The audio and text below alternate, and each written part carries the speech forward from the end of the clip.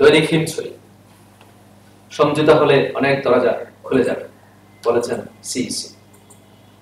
কক্সবাজার 17 জেলা প্রাথমিক শিক্ষক নিয়োগ পরীক্ষা বাতিল। কাদের মোল্লার মৃত্যু পরোয়ানা কারা কর্তৃপক্ষের কাছে হস্তান্তর। অবরোধে বিএনপি জামায়াতের পৃথক মিছিল সমাবেশ। জনপ্রিয় পুষ্প পিন্টু, আজকের প্রায় সকল পত্রিকায় প্রধান শিরোনাম হচ্ছেন কাদের মোল্লার মৃত্যু পরোয়ানা জারি। আপনি জানেন এই যুদ্ধাপরাধীদের দীর্ঘ 40 বছর পর 40-42 বছর পর আমাদের দেশে স্বাধীন ভূমিতে যুদ্ধাপরাধীদের বিচার বর্তমান সরকার শুরু করেছেন। তাদের নির্বাচনী অঙ্গীকারও ছিল এই ব্যাপারে, শুরু করেছেন এবং বিষয়টা অত্যন্ত কঠিন বিষয়। এতদিন পর এই যুদ্ধাপরাধীদের বিচার শুরু করা, তারপরেও খুব সফলতার সাথে এই বিচার কার্যক্রম চালিয়ে যাচ্ছে বর্তমান সরকার।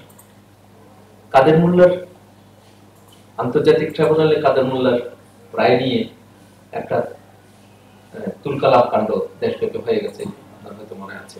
তার পরবর্তীতে আপিল বিভাগে তার মৃত্যুদণ্ড কার্যকর করা হয়, রায় করা হয় এবং সম্প্রতি সেই মৃত্যু পরোয়ানা জারি হয়েছে। পাশাপাশি তারই রাজনৈতিক দল জামায়াতে ইসলামী আজকে সকাল সন্ধ্যা হরতাল রেখেছে প্রতিবাদে।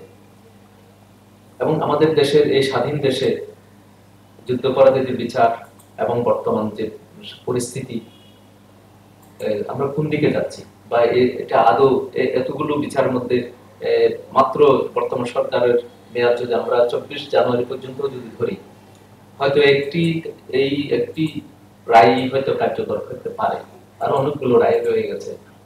সবকিছু মিলে, সার্বিক বিষয় মিলে আপনার কি ধারণা, আসলে কতটুকু পর্যন্ত আমরা এই কার্যক্রম সমাপ্তির দিকে নিয়ে যেতে পারবো বলে মনে হয়? ধন্যবাদ দিলরাজ সাহেব। আসলে মুক্তিযুদ্ধের পরে মূলত যুদ্ধাপরাধীদের বিচারটা শুরু হয়েছে, তখন আইনও প্রণয়ন হয়েছে। মুক্তিযুদ্ধের ঠিক পরে দেশের একটা সদ্য স্বাধীন হওয়া দেশ, আর তাছাড়া ছোট দেশ, বলতে গেলে ছোট দেশ, এই ছোট দেশটিতে মুক্তিযুদ্ধের সময় সবকিছু লন্ডভন্ড হয়ে গেছে।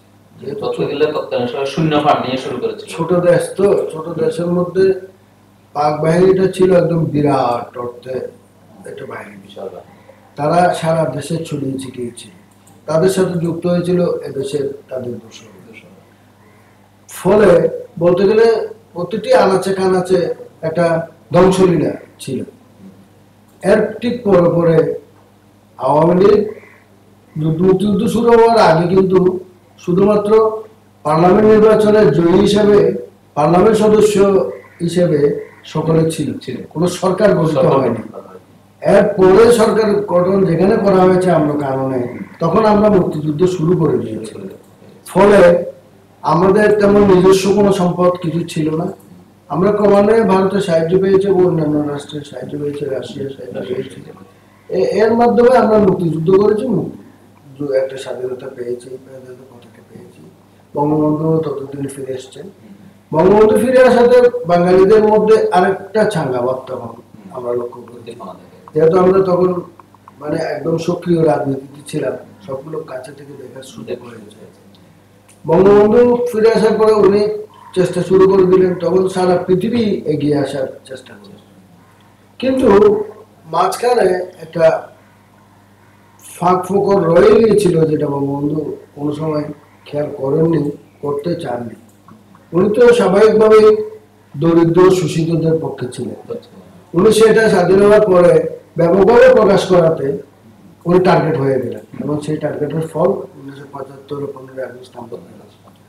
তো এইভাবে 75 15 আগস্টের পরে আবার একটা ধাক্কা মুক্তিযুদ্ধের পক্ষে শক্তির জন্য, তখন বিচার শুরু হওয়া সম্ভব ছিল।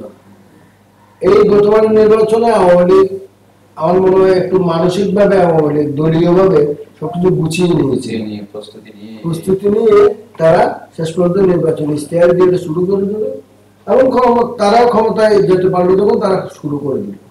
এটা স্বাভাবিক যে মুক্তিযুদ্ধের বা যে কোনো দেশের মুক্তিযুদ্ধের যে বিরোধিতাকারীরা থাকে, তারা এক সময় তার বিচারের সম্মুখীন হতে হয় তাদেরকে, সেই অনুযায়ী বাংলাদেশও হয়েছে। তবে এখানে তারা বিচারের সম্মুখীন হয়েছে বলে তাদের পক্ষে শক্তিগুলো এটাকে সহজভাবে নেবে, এটা ভাবা ঠিক না।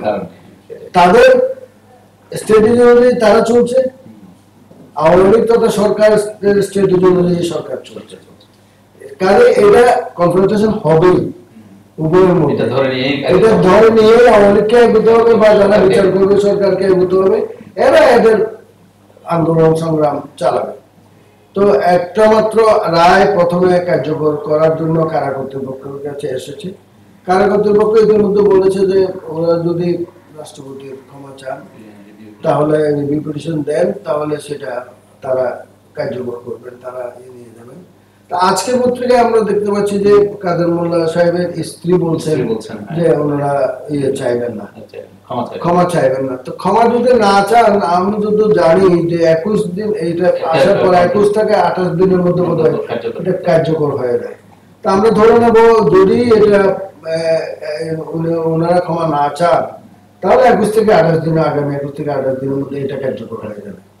তো এটা কার্যকর হওয়ার পর্যন্ত বা কার্যকর হওয়ার আরো পরেও আমরা ধরে নেব এখানে আন্দোলন সংগ্রাম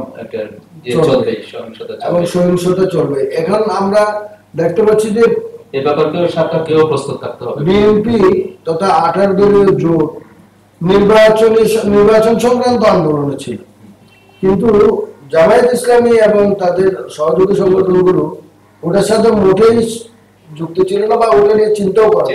তারা আসলে যুদ্ধ করে কিভাবে বাঁচানো যায়, কারণ নির্বাচন নিয়ে তাদের চিন্তা করার কোনো অবকাশ নেই, যেহেতু তাদের নিবন্ধন এখন নেই, নির্বাচনে দাঁড়াতেও পারবে না। তারা বিএনপিকে তারা ওই ছিট ভাগাভাগি করে এগোবে, সেগুলো বিএনপিকে আসলে তারা খুব একটা বেশি রিলাই করে না, কিন্তু একটা সত্যি সাহায্য পাচ্ছে পক্ষ থেকে ওই ধরনের সংগঠনের পক্ষ থেকে তাও নিত তারা। কিন্তু এখন কথা হচ্ছে যে এটা এইভাবে রায় হয়তো হবে, কিন্তু এখন আরেকটা ব্যাপার হচ্ছে যে আওয়ামী লীগের জন্য এখানে ক্ষমতায় দেওয়াটা অসম্ভব হয়ে পড়েছে। তাদের ক্ষমতায় দেওয়াটা যেমন দরকার, তেমনি কিছুটা অসম্ভব কাজে তাদেরকেও রক্ত হচ্ছে বিভিন্নভাবে। কারণ তারা যদি ক্ষমতা না দেয়, তাহলে যুদ্ধাপরাধীদের বিচার সম্পন্ন হবে না। যুদ্ধাপরাধীদের বিচার সম্পন্ন না হলে যুদ্ধাপরাধীদের বিচার নিয়ে যে একটা সহিংস অবস্থা হয়েছে, সেখান থেকে আওয়ামী লীগকে বাঁচতে হলে ক্ষমতায় যাওয়া ছাড়া কোনো উপায় নেই। ফলে এটা রাষ্ট্রীয় ব্যাপার হয়ে গেছে যে আওয়ামী লীগকে ক্ষমতায় যেতে হবে, এদেরকে আওয়ামী লীগকে ক্ষমতা থেকে নামাতে হবে। এখন আচ্ছা, এক্ষেত্রে যেমন বিএনপি, এটা তো তারা নিজেরও অনেকটা গর্ব করে বলে তাদের এটার প্রতিষ্ঠাতা একজন মুক্তিযোদ্ধা, এবং তারাও বলে যে তারাও মুক্তিযুদ্ধের চেতনা ধারক বহন করে, উত্তরাধিকার বহন করে। কিন্তু সেক্ষেত্রে তারা কি এই ব্যাপারে কোনো যদি কোনো কারণে তারাই যদি আগামীতে ক্ষমতায় আসে, এই যুদ্ধাপরাধীদের বিচার কি বাধাগ্রস্ত হবে বলে কি আপনি মনে করেন? এই ধরনের কোনো আচরণে বা বডি ল্যাঙ্গুয়েজে কিরকম আপনি ধারণা পাচ্ছেন? 15 আগস্টের ঘটনার পর থেকে পরবর্তী কার্যক্রম থেকে এটাই ধারণা করা হয় যে তারা বিএনপি একজন মুক্তিযোদ্ধা সেক্টর কমান্ডারের দল, ওখানে অনেক মুক্তিযোদ্ধা আছেন, তারপরেও তাদের কার্যক্রমে কিন্তু এটা বিশ্বাস করা যায় না যে তারা এই সত্যিকার অর্থে মানে এই বিচার কার্যকে এগিয়ে নিয়ে যাবে। কারণ তারা তাদের জোটের মধ্যেই তো রেখেছে, জামায়াত এবং ওই ধরনের সংগঠনগুলোকে তো ওখানে রেখেছে। তাদের জোটের মধ্যে থেকে ওই জোট কেন বিরোধিতা করবে? এটা তারা যতই বলুক, তারা পক্ষান্তরে যদি ক্ষমতায় যায় তাহলে এটাকে বিভিন্নভাবে এড়িয়ে হয়তো তাদেরকে মুক্তি দিয়ে দেবে। কারণ আমরা দেখেছি যে 75-এর ঘাতকরা তাদেরকে তো বিএনপি আশ্রয় দিয়েছে, বিএনপি বাইরে পাঠিয়ে ইভেন কি চাকরি করার কিন্তু সুযোগ করে দিয়েছে। তো তাদের আগের অবস্থান আমরা দেখেছি, আগের অবস্থান থেকে এটা অনুমান করতে পারি বা এটা সহজেই বোঝা যায় যে এটা তারা এই ব্যাপারে বিচার করবেন না, আন্তরিক থাকবে, সে ব্যাপারে একটু সন্দেহ রয়ে গেছে। দৈনিক আজকের কক্সবাজার, মাদকের হাটে ওরা 120 জন। সদর হাসপাতালে চিকিৎসা বঞ্চিত অসহায় মানুষ ডাক্তারের বিরুদ্ধে বাণিজ্যের অভিযোগ। দেশের রাষ্ট্রপতির সঙ্গে প্রধানমন্ত্রীর সাক্ষাৎ, দেশের চলমান পরিস্থিতি নিয়ে আলোচনা। 16 ডিসেম্বরের মধ্যে কাদের মোল্লার ফাঁসি। দৈনিক ইনানি, কক্সবাজার সহ 17 জেলার প্রাথমিক শিক্ষক নিয়োগ পরীক্ষা বাতিল। নিজ দেশে পরবাসী কক্সবাজার পৌরসভার লক্ষাধিক মানুষ। যোগাযোগ ব্যবস্থা, স্যানিটেশন, শিক্ষা সহ নানা সমস্যায় জর্জরিত। সমস্যার সমাধান চান বিএনপি, বলেছেন সালাউদ্দিন। প্রেসিডেন্ট পার্কে পুলিশের টহল বৃদ্ধি। নির্বাচন পেছানো জটিল হয়ে গেছে সিইসি।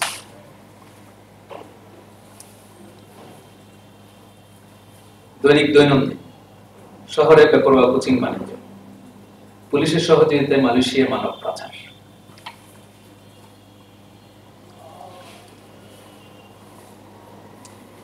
দৈনিক আলোকিত উকিয়া, রাষ্ট্রপতিকে দেশের সার্বিক পরিস্থিতি জানালেন প্রধানমন্ত্রী। সংকট সমাধানে দফায় দফায় বৈঠক করছেন জাতিসংঘ দূত। আজ দেশব্যাপী জামাতের হরতাল। দৈনিক সাগর দেশ, কাদের মোল্লার মৃত্যু পরোয়ানা জারি। নির্বাচন পেছানো জটিল। প্রাথমিক সমাপনীর প্রশ্ন ফাঁসের অভিযোগ প্রমাণিত। সারা দেশে হরতাল আজ।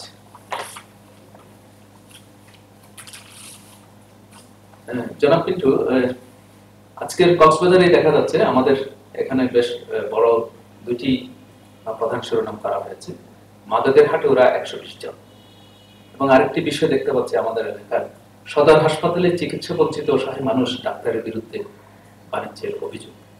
আমাদের যে জেলার যে সবচেয়ে প্রধান একটি হাসপাতাল, সরকারি হাসপাতাল, দেশের এলাকার জনগোষ্ঠীর, বিশেষ করে দরিদ্র জনগোষ্ঠীর সেবার একমাত্র অবলম্বন বলা চলে, এবং এই হাসপাতালকে কেন্দ্র করে কক্সবাজারের একটি মেডিকেল কলেজও ইতিমধ্যে প্রতিষ্ঠিত হয়েছে। তারপরেও সে কারণে প্রায় সময় এই ডাক্তারদের বিরুদ্ধে বিভিন্ন ধরনের অভিযোগ আমরা বিভিন্ন পত্রপত্রিকায় প্রায় সময় দেখতে পাই। ডাক্তার আবাসিক আরএমও যিনি থাকেন ওনার বিপক্ষে বা বিভিন্ন ডাক্তারদের বিপক্ষে।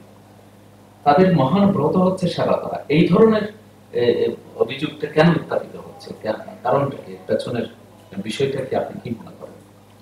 আমাদের কক্সবাজার সদর হাসপাতালটি বর্তমানে যে সুযোগ সুবিধা নিয়ে আছে তা খুব একটা কম নয়।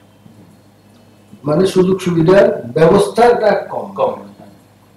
সরকারি ভাবে এখন নিত্য নতুন এটাকে নানাভাবে আধুনিকীকরণ চেষ্টা করছে এবং করেছে, কিন্তু এখানে আধুনিকীকরণের ক্ষেত্রে অনেক সময় অনেক সেক্টরে অথবা অনেক খাতে বাধা আছে যে লোকবল নাই। যেমন হাসপাতালে পরিষ্কার পরিচ্ছন্ন রাখা, এটা একদম অন্যতম, কিন্তু আমরা দেখি যে এটা রাখার মতো সরকার পরিবার মতো বা সংখ্যক মতো কর্মচারী দেয়নি। পরে এখন যারা চালাচ্ছে ডাক্তার বা প্রশাসন হাসপাতালটা, আমি যদিও জানি তারা অনেক ক্ষেত্রে তারা নিজেদের পকেট থেকে দিয়ে ক্লিনার রেখে পরিষ্কার পরিচ্ছন্ন করছে। আচ্ছা আচ্ছা।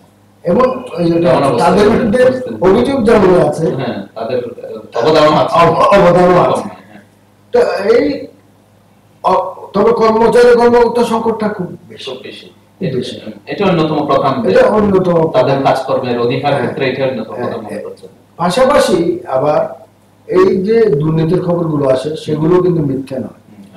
তবে আমি যদি দেখি যে তাদের যে কর্মচারী আছেন এর একটা এফইউ অংশের বিরুদ্ধে এই অভিযোগগুলো আছে। বিশেষ করে কিছু কিছু ডাক্তার একটু মেজাজ দেখান, তারা ঠিক মতো ডিউটি করতে চান না।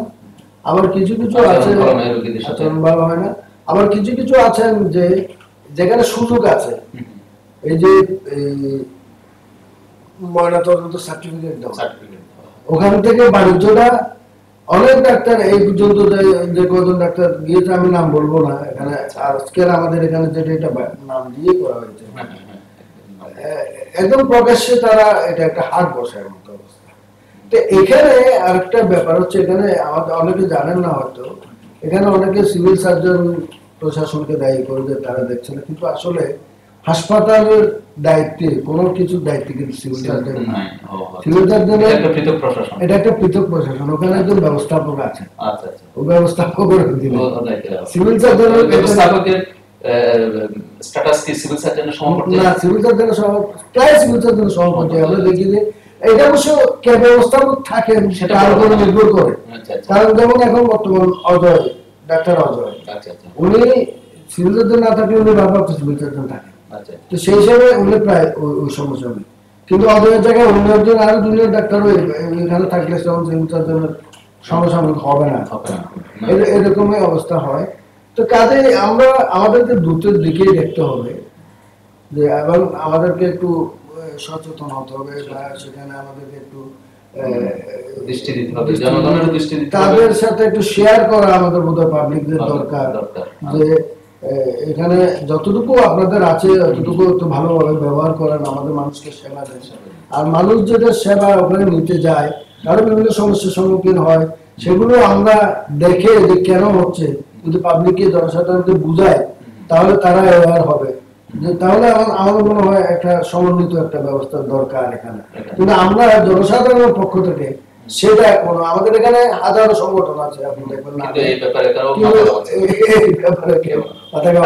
আসলে বিষয়গুলো, এই যে পাবলিক প্রতিষ্ঠান যেগুলো আছে, যেগুলো সরাসরি জনগণের সাথে সম্পৃক্ত, এসব বিষয় নিয়ে এখনকার সুশীল সমাজ বলেন, নেতৃত্ব বলেন, রাজনৈতিক নেতা বা সামাজিক নেতা যারা আছে, তারা সম্মিলিতভাবে যদি সরকারকেও যদি এই যে পদায়ন, এই যে আপনি বললেন কর্মচারীর সংকট বা সংকট, এগুলোর জন্য যদি সরকারকে, কিন্তু আমি সাংবাদিকতা করবো বলে জানি, কিন্তু অনেকে জানে না, তাও বিষয়টি সেটাও একটা বিষয়। অথচ সমাজ সেবার একটা কমিটি আছে না, এটা দেখভাল করার বা অন্য সাহায্য করার।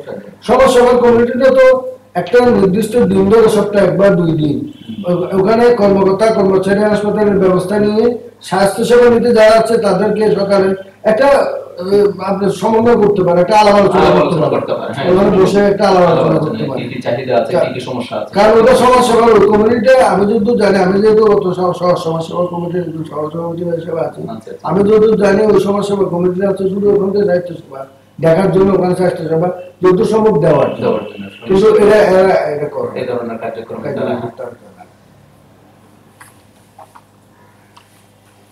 দৈনিক কক্সবাজার, আলুর পথে পাবলিক লাইব্রেরি, কাদের মোল্লার মৃত্যু পরোয়ানা জারি, মুখ খুলছেন না তারানকো। দৈনিক আমাদের কক্সবাজার, সব দল ছাড়া নির্বাচনে যাব না, তারানকোকে আশ্বাস। নির্বাচনের 1 সপ্তাহ পেছাতে আপত্তি নেই ইসির। চকরিয়ায় সংরক্ষিত বনাঞ্চলে মাদার ট্রি কাটার সময় চাপা পড়ে বনদস্যু, নিহত। দৈনিক সৈকত, কাদের মোল্লা লাল কাপড়ে মৃত্যু পরোয়ানা, যত নির্যাতন বিএনপি, যত নির্যাতন তত আন্দোলন। নির্বাচন পেছনের প্রস্তাব তারানকো, গণমাধ্যমে এড়িয়ে গেলেন সিইসি। ঘূর্ণিঝড় মেরি সতর্কতা সংকেত বহাল। দৈনিক সমুদ্রকণ্ঠ, বাংলাদেশে কেন আসছে না বিদেশি পর্যটক, শহরের কোচিং সেন্টার ভ্রাম্যমাণ আদালতের অভিযান, সরকারি স্কুলে ভর্তি পরীক্ষাকে সামনে রেখে অসাধু শিক্ষকদের কোচিং বাণিজ্য। কূটনৈতিক প্রচেষ্টা সংকট সমাধান হচ্ছে।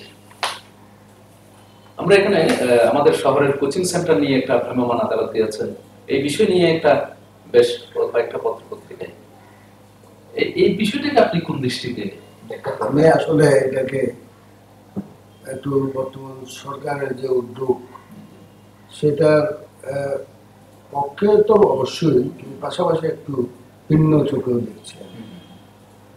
কারণ আমরা দেখতে পাচ্ছি যে ছেলে মেয়েদেরকে প্রাইভেট পড়াতে নিয়ে যাওয়া দেয়া নিয়ে অভিভাবকরা খুব আগ্রহী।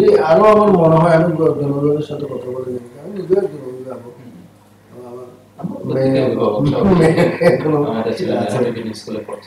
দেখেছি যে শিক্ষা ব্যবস্থা প্রতিদিন যেভাবে পরিবর্তন হচ্ছে, সেভাবে শিক্ষা প্রতিষ্ঠানগুলোতে নিয়মিত ক্লাসে অতটুকু অনেক জায়গায় হচ্ছে না লেখাপড়া, ছাত্রদেরকে জ্ঞান দান, অনেক জায়গায় সময়ও পাচ্ছে না। আবার অনেক জায়গায় শিক্ষকরা যে ওটার লেসন দেবেন, শিক্ষা দেবেন, তারাও জানেন না। তাদেরকেও প্রিপেয়ার করা হয়নি বা শিক্ষক ফলে সবাই প্রাইভেট টিউটরের দিকে ঝুঁকছে। প্রাইভেট টিউশন করে এটা লাভজনক বলে আবার শিক্ষকরাও সেদিকে ঝুঁকছে। তা আমার মনে হয় যে ক্রমান্বয়ে ক্লাসে শিক্ষা প্রতিষ্ঠানে এই বিষয়গুলোকে তুলে আনা সরকারের খুব দরকার। আবার প্রাইভেট টিউটরদের এই ভর্তি সময়ে বাণিজ্যটা না করা উচিত। ভর্তি পরীক্ষা এভাবে না করাটা উচিত। আমরা সাধারণভাবে আসলে আমাদের যে শিক্ষা ব্যবস্থা, আমিও যেহেতু কিছুটা শিক্ষকতার পেশার সাথে জড়িত ছিলাম, দেখা যাচ্ছে আমাদের ক্লাসে যে ক্লাসগুলো হয় 30 মিনিট অথবা 40 মিনিট ক্লাস। আসলে একটা সাবজেক্টে 30 মিনিট 40 মিনিটে পরিপূর্ণভাবে ছাত্রদেরকে একসাথে 50 জন বা 60 জন ছাত্রকে সম্ভব না। তো স্বাভাবিকভাবেই এখনই একটা বিষয় আর ক্লাসের যে বিষয়গুলো থাকে এখনই বাংলা হলো, পরবর্তী ক্লাসেই সাথে সাথে ইংরেজি হলো, পরবর্তী ক্লাসেই সাথে সাথে ইংরেজি হলো, অঙ্ক হলো, বিজ্ঞান হলো। তাহলে একই সাথে কোমলমতি ছাত্রছাত্রীরা 6, 7 বিশেষ করে 6, 7, 8 এর ছাত্রছাত্রীরা একই সাথে ভিন্ন ভিন্নমুখী যে বিষয়গুলো একসাথে মাথায় ধারণ করা তাদের খুব টাফ ব্যাপার হয়ে যায়।